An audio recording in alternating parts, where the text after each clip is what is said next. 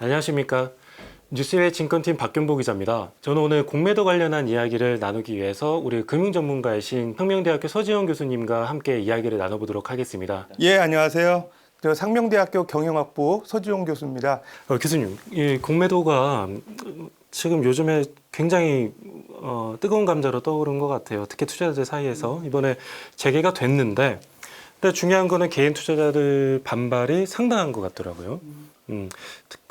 그런 와중에 이제 이런 우려가 있다 보니까 뭐 증권가나 언론에서는 공매도에 따른 뭐 증시 충격은 없을 것이다. 너무 걱정하지 마라. 이런 어떤 긍정적인 시그널을 계속 보내주고 있는데 정말 공매도에 따른 어떤 증시 충격이 없을까요? 증시 전망을 공매도의 영향이 좀 어느 정도 있을지 좀 전망을 좀 부탁드리겠습니다. 예, 일단 공매도 재개가 이제 부분적으로 14개월 만에 이제 그 5월 3일 날 시작이 됐고요. 이제 5월 3일 날 시작된 이후로 이제 뭐 한 일주일 좀 지났기 때문에 지금 당장 뭐 공매도의 그 부정적 영향이 뭐 있다 없다 평가하기는 좀 이른 것 같고요. 그럼에도 뭐 증시는 사실은 좀 변동성은 있었어요. 왜냐하면 5월 3일 날 개장한 이후에 뭐 코스피나 코스닥 종목이 일단 그 내렸고요. 그다음에 이후에 3영업일 동안 이제 뭐 오르는 걸 보고서 공매도의 영향이 뭐 제한적이다. 뭐 걱정했던 거는 기후 아니냐 이런 얘기 하시는데 지금 오늘 또 보게 되면 증시가 어제 오른 거를 다시 또 다시 반납하고 떨어지고 있거든요. 코스피 같은 경우 1.4%, 지금 현재 코스닥 뭐 1.6% 정도 폭락이라면 뭐지만 그 어제에 비해서 급락하는 거죠. 낮아지고 있어요. 그래서 코스피 같은 경우도 지금 3,200포인트가 이제 위협받고 있는 상황이거든요. 근데 대체적으로 보면 하루 올랐다가 하루 떨어지고 뭐 이런 양상을 이제 보이는데 그럼 과거에 우리나라 이제 공매도가 그 금지됐다가 재개됐던 좀 사례를 보게 되면 두 번 있었어요. 그러니까 2008년도 글로벌 금융위기 직후, 그 다음에 2011년 유로 재정위기 이후 직후, 그 3개월 추세를 보게 되면 이제 글로벌 금융위기 당시에 공매도 재개됐을 때도 코스피가 한 0.5% 정도 하락하고 그다음에 공매도 재개한 이후에 그다음에 이제 코스닥 같은 경우도 한 7% 가까이 빠졌거든요. 그다음에 이제 유로 재정위기 때도 코스피 같은 경우는 2.7%, 그다음에 코스닥은 오히려 2.3% 하락을 했어요. 그러니까 3개월 동안 공매도 재개 이후에 오히려 증시가 안 좋았다. 이런 걸 볼 때 지금 우리가 공매도를 재개한 이후에 한 일주일 지났는데 지금 상황에서 조금 이제 올랐기도 하고 좀 떨어진 날도 있는데 지금 평가하기는 좀 이르다 이렇게 보고요. 지금 그 대체적으로 보면 그 공매도 대기 물량이라고 하는 대차 잔고 이런 것들이 이제 코스닥의 제약 바이오 업종이나 기타 이제 IT 업종 중에 많이 몰려 있어요. 그러니까 대차 잔고라는 거는 이제 외국인이나 기관 투자자들이 대차 기관으로부터 주식을 빌려 가지고 지금 이제 공매도는 시행을 안 했는데 상황 보고 있는 거거든요. 그 잔고들이 많다는 거는 지금 뭐 실적이 안 좋게 나온다든가 아니면 그동안에 이제 뭐 차익 실현 때 그동안 주가가 급등했다거나 아니면 어떤 증시에 좀 부정적 그 내용들이 나오는 종목들을 좀 모니터링하고 있는 거거든요. 그러면은 이제 그런 종목들을 가지고 있는 외국인들, 개인들 같은 경우는 항상 모니터링하고 주의를 해야 된다는 거예요. 그래서 그 이제 매도 물량이라는 게 어느 날 갑자기 이렇게 나올 수 있는 거기 때문에 지금 뭐 주가가 좀 오른다고 해가지고 공매도에 영향이 없다 이렇게 평가하는 건 좀 시기상조가 아닌가 이렇게 생각이 됩니다.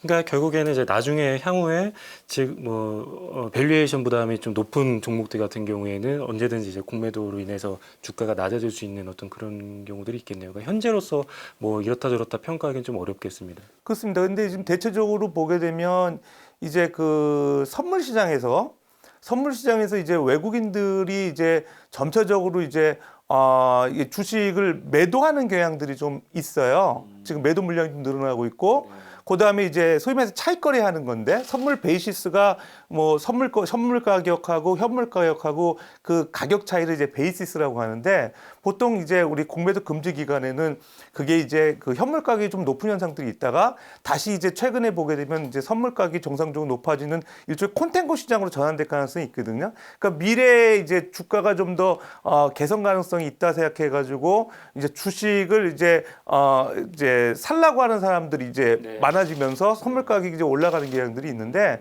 거기에 대비해 가지고 이제 지나치게 뭐 이렇게 좀 베이시스가 확대가 되면 외국인들이 이제 차익 실현해야겠다 그래가지고 고평가된 선물을 이제 팔고 이제 주식을 사는 그런 경향들이 생기거든요. 그때는 이제 우리나라 주식시장에는 조금 오릅니다. 주가가.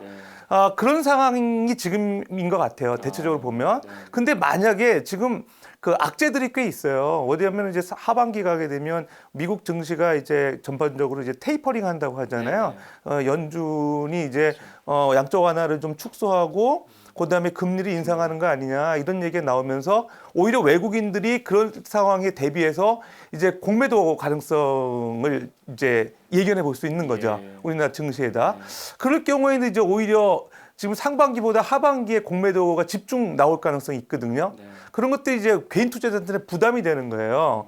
그러니까 지금 뭐 한 공매도 재개된 지 일주일 지나가지고 외국인들이나 개인 투자자들이 공매도에서 집중적으로 안 하기 때문에 뭐 어느 정도 개인 투자자들이 이제 그걸 극복했다 이렇게 평가를 증권가에서는 하는 분들도 있는데 좀 더 지켜봐야 될 것 같고 일단은 지금 증시 상황이 그렇게 이제 뭐 공매도가 나올 수 있는 여건이 이제 무르익지 않았기 때문에 사실 그런 거지. 아무리 앞으로 이제 공매도가 좀 본격화됐을 경우에 특히 이제 코스닥 종목들 그 제약바이오 업종 많이 갖고 있는 개인 투자자들 같은 경우는 좀 피해볼 가능성이 있고요. 예, 그럼 조심해야 될 것 같습니다. 아직 좀 시작도 안 했다고 봐야겠네요. 그렇죠. 예. 그러면 특히나 또 아까 개인 투자자들 말씀을 드렸지만 뭐 일각에서는 아예 공매도 우리 필요 없다. 지금 뭐 1년 3개월 동안 금지됐을 때도 아무런 문제가 없었는데 앞으로도 공매도가 없는 것이 우리 증시에 우리 자본시장에 더 도움이 된다 해서 공매도를 아예 폐지하자라는 그런 목소리가 나오고 있고 또 최근에 이제 정치권에서도 뭐 홍준표 의원이라던가 이런 정치권에서도 뭐 공매도 폐지에 대한 얘기들이 나오고 있어서 뭐 대선에서 뭐 이런 게 이슈가 되지 않을까 이런 생각도 들더라고요. 이 공매도 폐지 자체에 대한 어떤 목소리에 대해서는 좀 어떻게 보십니까? 사실 정치권에서 이제 포퓰리즘 성격으로 접근을 하는 것 같아요. 이제 공매도에 대한 그 반대 청원을 이제 개인 투자자들이 많이 하다 보니까 이런 정치적 어떤 그 이해관계에 편승해서 정치인들이 이제 언급을 하신 분도 있고 한데 사실 공매도는 포퓰리즘이 아니고요.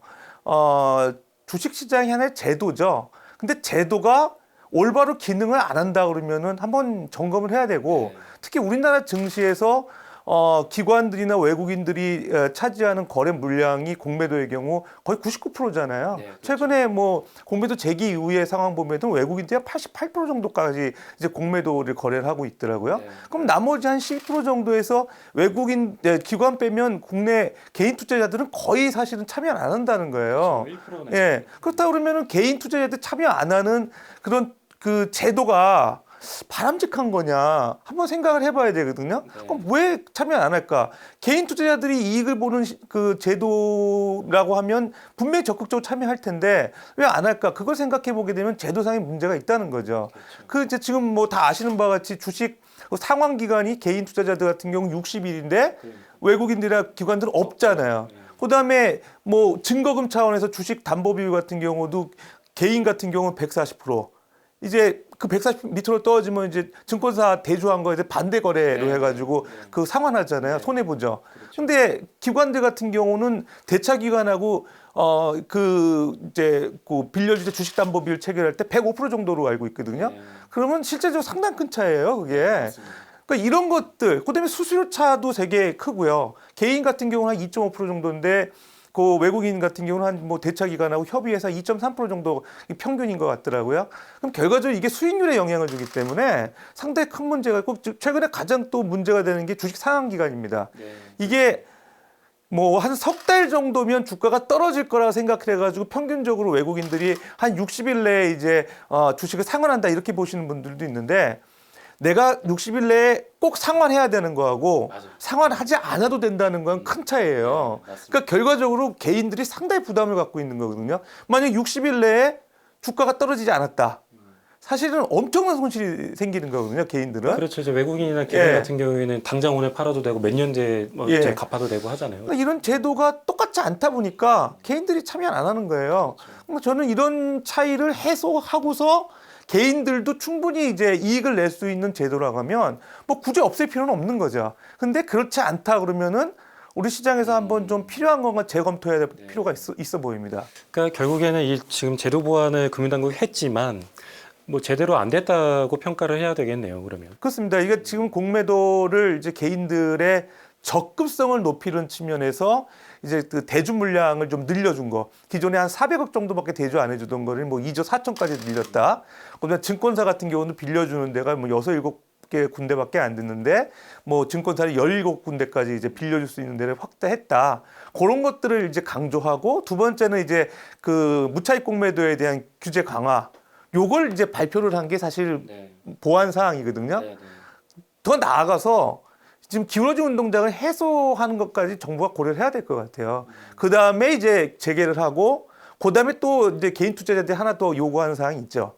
무차익 공매도에 대한 그 규제가 선진국에 비해서 약하고, 또 우리나라 IT 강국인데 실시간으로 무차익 공매에 대한 적발을 왜 못하냐. 단산화가 이걸 얘기하거든요. 근데 이제 그거는 이제 제도적인 문제도 있는 것 같아요. 그거를 이제 우리가 그 실시간으로 모니터링하기 위해서는 그 투자자의 개인 그 잔고를 볼 수 있어야 돼요. 잔고 내역을. 그러니까 그 대차 계약 일자, 그다음에 공매도 실시한 날짜 이런 걸 보고서 아 이거 소위 말해서 잔고 없으면서 공매도 한 거구나 이런 걸 파악할 수 있어야 되는데 잔고를 지금 볼 수가 없다는 게 문제거든요. 그러니까 정부가 지금 뭐 전 세계적으로 이제 리얼타임으로 모니터링하는 국가가 어디 있냐 이런 것만 강조할 게 아니라 우리가 그것도 한번 노력을 해서 개인 투자자 보호하는 측면에서라도 뭐 투자자 보호하는 측면에서라도 뭐 적극적으로 한번 구현해 보는 노력을 해야 되는 거지. 그게 이제 뭐 선진국도 안 하고 있으니까 우리도 뭐 좀 어렵지 않냐 해서 자꾸 그거를 이제 뭐 사후적발과로 뭐 감리단이나 구성 이런 거보다는 좀 한번 적극적으로 노력해 보는 게 어떻겠나 그런 생각도 듭니다. 네, 그러니까 이게 뭐 과속 카메라를 설치를 한다고 해도 결국에는 과속하는 차량은 어쨌든 걸리잖아요. 과속 단속에. 네, 그거에 대해서 어떤 처벌도 뭐 선진국에 비해서 미약하다면 공매도 하는 입장에서는 뭐 불법으로 하더라도 그 이상의 이익을 얻을 수 있다면 그냥 뭐 사실상 국민당국이 뭐 방치를 하는 거 아닌가 그런 생각이 드는데 그러다 보니까 교수님 이 개인 투자자들 사이에서는 또 이렇게 개인하고 외국인한테 유리하게 공매도 제도를 해놓은 거면은 결국에는 공매도 세력과 금융당국이 뭔가 유착이 돼 있는 거 아니냐, 뭔가 손을 잡고 있는 거 아니냐 이런 얘기들이 굉장히 많이 돈단 말이에요. 그런 부분에 대해서는 좀 어떻게 생각하십니까? 글쎄요, 뭐 상당히 조심스러운 부분이고 저는 뭐 금융당국이 이제 그런 공매도 세력들하고 뭐 유착됐다 이렇게 저는 생각은 들지 않고요. 다만 이제 우리나라 증시가 선진국형으로 가기 위해서 금융당국에서 많이 이제 고심을 하고 있는 것 같은데 아무래도 이제 공매도를 이제 자유롭게 할 수 있는 국가들이 대체적으로 선진국 시장이라고 판단하고 있는 것 같아요.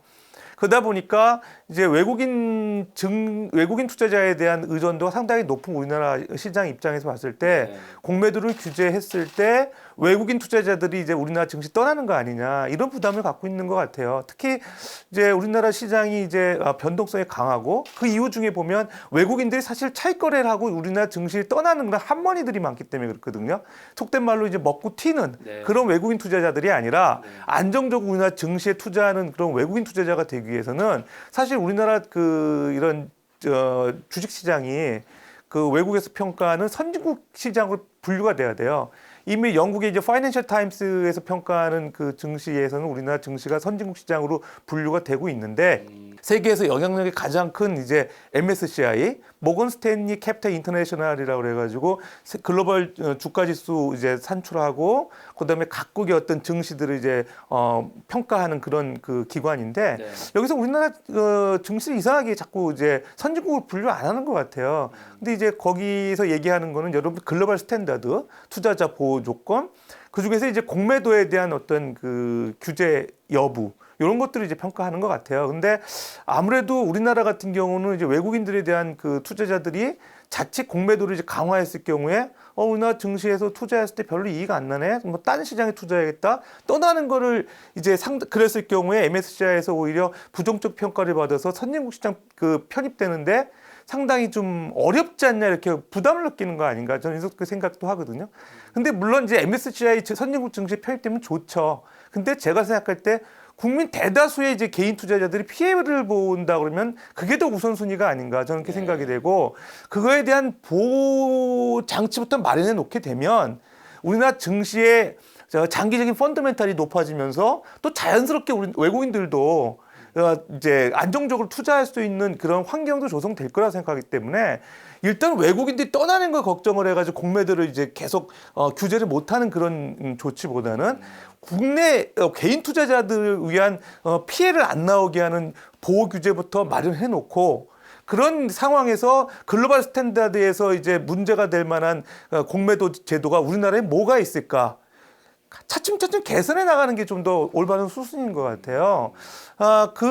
그렇지 사실은 그러지 않고 자꾸 외국인들 눈치만 보고서 개인 투자자들에 대한 피해가 발생하는 시장을 외국인들이 그만큼 또 신뢰하지도 않을 거거든요. 언젠가는 개인 투자자들 때문에 우리도 손해 볼 수 있으니까 빨리 이익 보고 떠나야겠다 이런 생각을 갖게 되는 거거든요.